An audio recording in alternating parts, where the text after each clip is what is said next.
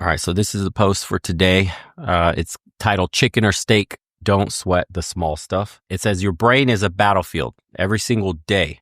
And what are the most guys fighting about? It's the tiniest, most useless territory, while the real estate prices get snatched up by somebody else, or the real prices, geez. Picture this, you're at a restaurant, you order a medium rare steak, and the waiter brings you a well-done chicken. What happens next defines your whole future. Most guys don't see it this way, but it's just a pattern recognition. Most guys will actually start, probably by typing the 1-star review, flagging down the waiter. Oh, freaking chicken derail their entire night. Blood pressure through the roof. And that same dude wonders why he can't build wealth. And I'll tie this all in for you guys that haven't read this yet. It says why his business ideas go nowhere, why he's stuck in the same crappy job year after year. It's because his brain is wired to fight the wrong battles. Look around. The most successful people you know, they don't give a shit about the small stuff. Not one. That chicken that wasn't steak, they just eat it and move on. That driver who cut them off doesn't even register for them. And it's not because they're pushovers. It's because they get something you don't. Mental bandwidth is your most valuable resource, and you're wasting yours on garbage. Your brain can hold one thought at a time. One. So when you're pissed about some random jerk in traffic, you're literally programming your mind to care about meaningless bullshit instead of stuff that could actually change your life. And here's what's happening in your head. Every time you obsess over tiny slights, friend not inviting you somewhere, coworker's tone in an email, you're building neural pathways that make your brain better at being offended, at feeling like a victim, and at staying small. And what are you not building pathways for? Solving big problems, creating value, seeing opportunities. Your brain is becoming an expert at the wrong shit. Where your attention goes, your energy flows. And that's so important, guys. Like, burn that one in your brain. Where your attention goes, your energy flows. So when you burn your limited mental juice on traffic, rude service, or slow text responses, you're training yourself to fail at the big stuff. What do mentally strong people do differently? They have an automatic delete button for small problems. Driver flips them off. They think, damn, if traffic's your biggest problem, your life must be pretty sweet otherwise. Or what I like to think if I get flipped off in traffic is, damn, you must not have much going for you if traffic bothers you this much. Like, that's what you're hyper fixated on. And that's not just being chill, that's strategic thinking. While you're still bitching about cold fries, they're solving their next business challenge. I mean, that's an extreme example, but these guys are focused on the bigger picture constantly. Cold fries, a chicken, none of that shit registers because their minds are completely inundated with the bigger problems they're trying to solve. While you're drafting the angry email about a tiny mistake, they're drafting plans to boost income by 30%. Your priorities are writing checks your future can't cash. Every minute spent wondering if someone's Instagram post was shading you is a minute you didn't spend learning a skill that could double your money. Look at guys who've built something real. Elon doesn't stop production because someone brought him the wrong lunch. Bezos doesn't derail his day because someone was rude on the phone. Their brains are programmed for bigger battles. And this isn't about being soft. It's about being strategic with your only truly limited resource, your mental energy. When you let small shit slide off of you, you're not being weak, dude. You're being smart as hell. And try this. Next time something minor happens that would normally set you off, redirect that energy. If the restaurant screws up your order, instead of complaining, use that time to think about your next money move. Friend says something that could have been taken wrong, move on and use the brain space to solve a real problem in your life. After a week, watch what happens. Your mind starts automatically filtering out the noise. You stop even noticing the small crap that used to hijack your day. And suddenly you got mental bandwidth that you never knew existed. The most dangerous words you can say are, "This pisses me off." Because once you say that about something trivial, you've given it power over your most valuable asset, your mind. You're being controlled by that thing. Next time you feel the anger rising over some minor bullshit, just ask yourself, is this worth trading my focus for? Because that's exactly what you're doing. You're trading your power to build your future for the temporary satisfaction of being right about something that doesn't even matter. Your brain is either your kingdom or your prison. And right now you might be serving life over chicken that should have been steak. And choose your battles. The small ones are for small minds. And that's how I ended that post. And a couple people responded, but I'll let you guys jump in if you have any quips about that. Certainly I'll just say this, I've had similar mentality. Before I started hanging around rich people is when my mentality really started to change. I came from a poor background. All I knew about was scarcity, saving money, down to the last penny, how to not spend, how to not use, how to preserve. And when you're in that scarcity mindset, preserving something like time in traffic is why people get bothered. They're trying to save a second, save a minute to get to work, save. You're in the saving mentality. That scarcity mentality shuts the door on all opportunities in front of you. New business ideas, can't do that. Too risky. I must save myself from the risk. I must save myself from potentially losing money. I must save from potentially failing. That's what the scarcity mindset does. It shuts the door on growth because you might lose a little bit if it fails. What rich people do is they've retuned their entire mentality. It's not about saving. It's about experimenting. It's about leveraging. It's about using money in exchange for more money, more assets. They look at opportunities as potential side incomes, as if a poor person would only check a potential income source as potential risk, potential loss of money and time that I must save. I must save time. I must save money. That's a very toxic mentality to have that will cost people a bunch of dreams, dude. For example, let's just say we use YouTube channel examples all the time here because the guys are interested in YouTube. A guy will be like, I want to start a YouTube channel. I want to do this, but he will keep saving money instead of buying a good mic, save money instead of getting a decent camera, save time and money instead of buying a software suite to help him edit. He keeps trying to save while hampering his progress because he won't spend the money to just have a quality product from the get-go. If you're truly in the business of YouTube and you want this to succeed, your saving mentality is already crushing your ability to reach a wide audience because your video is going to suck, your audio is going to be shit, and you're probably in a similar mentality when it comes to all the other production aspects of making a YouTube video. You're constantly looking to save instead of expand, grow, experiment, try something different, right? Utilize cameras, angles, whatever. Go out of your comfort zone, stuff like that. That's all. All of this is tied into the winner's mentality. You either got a winner or a loser's mentality. Unfortunately, I think most people have the loser's mentality because we come from scarcity. We weren't born into money. We don't know what it's like to have excess. So our parents instilled in us the saving mentality, which hampers our growth. Go to school, get a college degree that's safe. That will be saving you from other opportunities with bigger rewards because a good little office job with a steady paycheck is good enough, right? Instead of what a rich person thinks about is how do I leverage my time? How do I scale up? How do I risk my capital to make more?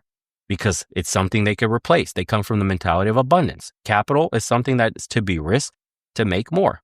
Businesses are something you create that brings you more income. They don't think, well, what if it fails? Well, okay, if it fails, I'll move on to the next one. Instead of, I can't start a business because if I fail, I lose everything. You see the difference in mentality?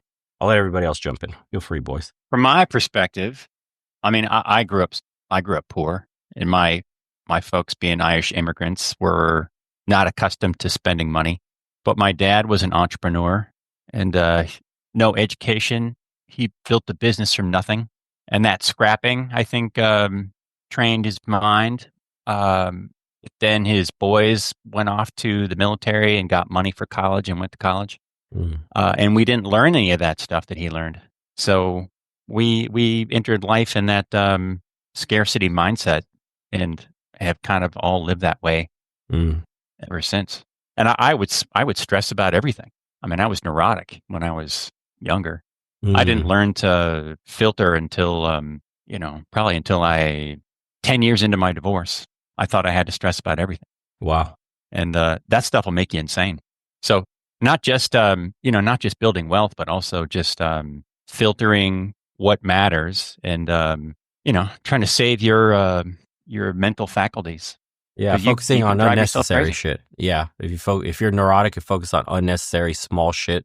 Or if you let unnecessary small shit really ruin your day, you're already stressed out. You're probably not making all the money you want. You're got a worry type mentality where you got like a checklist in your head of things that need to get done. You're putting pressure on yourself and, you feel like you're falling behind. You might be falling behind. A bunch of shit happens in life. And then the littlest thing will set you off because you're stuck in that scarcity mentality. I've been there too. When the pressure's on, when your bank account's drying up, shit isn't going right with business or your job. You're not getting the hours you want. Your boss is an asshole.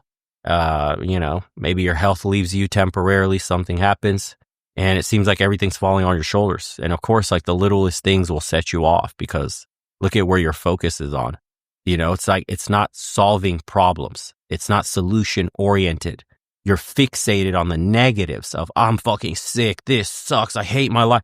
Instead of like, hey, I need to get better. What could I do while I'm sick? At least what am I capable of right now while I'm down in the dumps a bit, right? That's how somebody with a more positive mindset would be thinking, not worrying about the little shit. Okay, they're cutting my hours. I got to start being proactive. A person that's like goal-oriented, solution-oriented would be like, the winner mentality is, okay, cool. They're cutting my hours. That frees me up to find other work. I should, as a backup, just in case, start taking some interview somewhere, as opposed to somebody else. They're focused on, fuck, I'm not going to get hours. Fuck, I'm not going to make bills. What am I going to do? God, I hate this job. Is there any way I have to beg my boss for some hours? I hope I could get some hours extra from somebody else that doesn't want to clock in that day. And it's like you're focusing on just replacing the day you just lost instead of the bigger picture of, I think I need another job and I should go take applications with that free day off. Because if this continues, it won't do me any good, right? So you see like how little adjustments in your mentality with the same problem can give you crazy difference in outcomes. I had similar situations like that too, where I moved to California to go to college, and my tuition, it got denied. My government loan got denied because I don't know what fucking reason. I needed to stay an extra semester behind because I was moving from out of state. So I didn't know I was going to lose a whole semester with just twiddling my thumbs. I thought everything was over. I was going to burn through all my cash. I thought, I had all the negative mentality. My brain was in scarcity mentality. You fucked up. You lost a whole semester. And then immediately, my friend was like, bro, chill. My rich friend, like, hey, relax, dude. You got about 3-4 months to get a job, to make some extra money, get all your ducks in a row in California, everything you need to be prepped. Once the semester starts, you're good. What's 3-4 months? It's nothing, dude. Don't trip. And like he had such a relaxed, like roll off my shoulder attitude about all problems in life. Very positive thinking, man. And sure enough, I was like, my neurotic brain of always focusing on the problem was like, you're right, dude. Why don't I just chill the fuck? I could just use all this time to apply like a madman. And so I did. And I ended up getting 2-3 jobs, part-time jobs. I made all the money I needed up until I got an even better one, bartending, that replaced all the rest. And my problem was solved. I spent that entire semester lost just saving as much money as I could, doing things I like to do, while I was waiting for my funds to clear from the government, that I would have in-state tuition finally and get everything covered. And voila, next semester rolled around. I was in a stronger position than before. I lost a few months, but no big deal. I had better jobs. I had actually so many jobs, 3, that I was falling behind on classes. Like I couldn't do my homework, so I had to get rid of them. I luckily landed a bartending job that replaced all of them. But none of those things would have happened, 3 jobs, because the person that worked at one of my 3 jobs was the one that hooked me up to get the bartending job. So there you go. Proactive solutions instead of focusing on the problem. I could have tucked tail, run back home. I could have sat on my ass, depressed, play video games, anime, just wait for time to pass to finally get school going. There's so many things I could have done that could have went the wrong way. I just tweaked behavior just a little bit by having a different outlook on the problem. It wasn't really a problem. It was just new opportunities that I could take advantage of with my extra free time. I didn't get fucked out of a semester like I initially thought. I had an opportunity to be in a stronger position before the semester starts when I'm ready. And that was it, dude. And if you apply this level of thinking to everything you do in life, you're going to be shocked at how much progress you can make and how much you can withstand. I'm talking bullshit, setbacks, obstacles, things not going your way, difficulties, problems you would have never foreseen coming in a business or investment or relationships or anything. This applies generally to life whatsoever. If you're able to shift this mentality into a positive, solution-oriented, seeing like, what was that one? The opportunities, the blessings in disguise. That's what I called my ordeal when I moved back from college to Atlanta. At the time, I felt halfway like a failure, that I didn't graduate with a degree, that I dropped out, that I wanted to start a business, but also excited that I wanted to start a business and I was moving back with an opportunity to do so. So failure because my objective actually failed of graduating college and getting a steady job, but because I was following my passion, eventually I would start a business with this job that I did get. So I always had a deep feeling of this is an opportunity in disguise, a blessing. I just can't see it yet. I don't know how this tree is going to shake out and what's going to fall, but I know something good's coming my way if I could just stay the path. That's all it is, dude. That's life. That's the guy with the most gusto to just last through life's bullshit is the one that gets that apple from the tree. That's it, dude. Shake it long enough, something falls out. Most people quit, dude. They give it a little thump and then like, oh yeah, nothing fell out. There's nothing up there. Not true, man. Life doesn't work that way. It rewards the people that constantly shake the tree and don't give up until something falls out. And that's what it is. That's life in a nutshell, really. So the key thing I heard you say, Bo, was that you gave yourself space to think outside your current situation. Mm-hmm. And that I think is huge. Because when you're in the middle of it and you're fighting and you're looking at where you're at and you're trying to do well in the situation you're in, not realizing it's a bad situation, you need to give yourself the mental space to think outside of that, to be able to see the next opportunity. Yes, I agree. And that's what I was missing. I was just working all the time and trying to take care of the problems. Plus when you're divorced with kids, there's just always problems. But you got to figure out. I think that's really the whole trick. It's like, well, okay, give yourself space and then figure out what direction to go in. That's best for you first, and then what's best for everybody that you're taking care of. Mm-hmm. But that's hard. I mean, it's hard to figure out what you need to let go of. I agree, especially when the pressure's on your shoulders, like right then and there. It clouds your judgment a little bit. Yeah. Like when I received some bad news or had some issues happening with the business or whatever, let's just say get fired from a job, like the initial hit of the bad news puts you in like a precarious situation where you'd like to make a decision quickly, but it's better if you could give yourself the space to really work out the problem level-headed. Your emotions are very heightened and extremely negative, and you try to make decisions or solve a problem in that state, you're not very effective. You can't see clearly. I've always figured out that I need to kind of chill out, ice myself out when shit's really going south. I'll do kind of the opposite. I let the problem go for a while. I'll go, for example, on a hike for a day. And then I try to work through everything. Okay, what situation am I in? What are my options? How could I potentially fuck this up worse? How could I solve these issues? What direction can I take? And then I begin, I guess, formulating a solution. But once I receive some bad news, I'm in the thick of it. Shit's going on all around me. Shit's failing. Contracts get canceled, yada, yada. I take a step back, dude, because I know I've made the mistake of like a hastened decision and that kind of duress. That's why when you're at court and you're trying to do a prenup, they won't accept your prenup if it was any way under duress. If they think it was signed, because you can't make a decision. You imagine a court will throw out a contract because they think you were in a heightened emotional state that you couldn't make a correct decision. That's crazy. So if the courts know that this is a fact, why shouldn't you accept this as a fact in your life? And hey, dude, I need to take a step back. Like I'm fucking stressed out. I need a day to myself and really work through the problem and then come back and you'll have your solutions. I think that's another thing. Guys try to toughen everything out, like, stiff upper lip mentality. Where it's like, shit's going wrong all around me. My marriage is falling apart, kids problems, school problems, work problems, money problems. And you're trying to literally bear all this while it's happening instead of taking a second for yourself. Like, dude, I need to go away for a day or two if possible.